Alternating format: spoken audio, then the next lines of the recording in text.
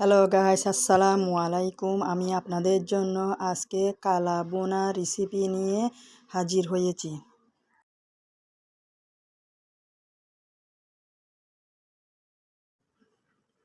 চুলাতে একটা হাঁড়ি দিয়ে দিচ্ছি। হাঁড়িতে 1 কাপ সয়াবিন তেল দিলাম। 1 কাপ পেঁয়াজ বেরেস্তার জন্য দিলাম। পেঁয়াজগুলা বেরেস্তা হয়ে আসলে কিছু পেঁয়াজ তুলে রেখে দিব। এরপর রসুন কুচি দিয়ে দিব। রসুন কুচি ভালো করে নেড়ে চেড়ে এরপর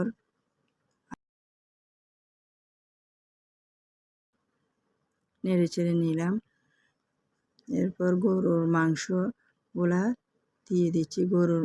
এগুলা কোরবানির গরুর মাংস, এখানে হাড় চর্বি সব মিক্স করানো।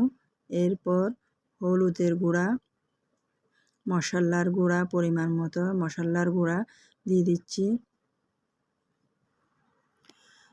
লাল মরিচের গুঁড়া দিয়ে দিচ্ছি 2 চামচ। এরপর গরম মশলা দিয়ে দিচ্ছি প্রায় 3 চামচ।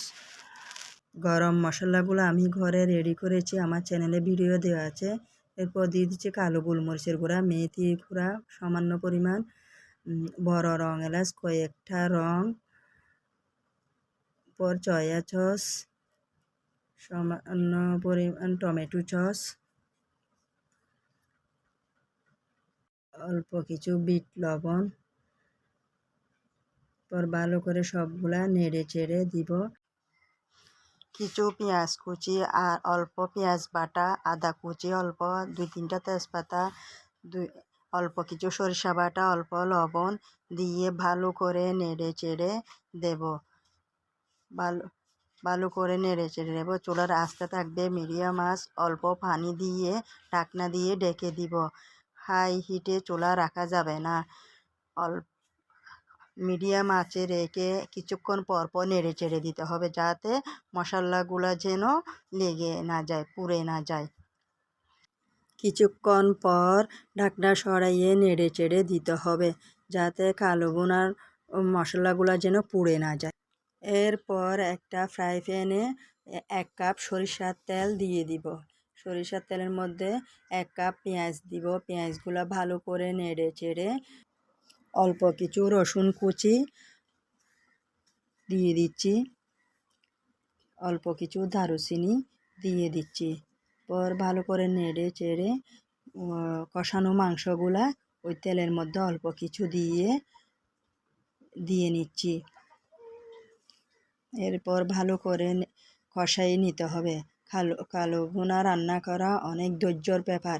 এগুলা অনেকক্ষণ সময় ধরে রান্না করতে হয় এবং মিডিয়াম আছে, যাতে কালো ভুনার মশলাগুলা যেন পুড়ে না যায়। কষানোর পর ওই কষানো মাংসগুলার সাথে অ্যাড করে দিব। আগে থেকে তুলে রাখা পেঁয়াজের বেরেস্তাগুলা দিয়ে দিব। আস্তা শুকনা মরিচ দিয়ে দিব। এরপর রাঁধুনি মাংসের মশলা দিয়ে দিব। গরম মশলা দিয়ে দিব। সবগুলা দিয়ে ভালো করে নেড়ে চেড়ে এরপর রাঁধুনির গুঁড়া দিয়ে দিচ্ছি। নেড়ে চেড়ে ভালো করে নেড়ে চেড়ে মিশিয়ে নিব। এরপর চুলার আঁচ মিডিয়াম আঁচে রাখব। এরপর 2-3 মিনিট রেখে হালকা আঁচে রান্না করে এরপর একটা প্লেটে পরিবেশনের জন্য নিয়ে নিচ্ছি।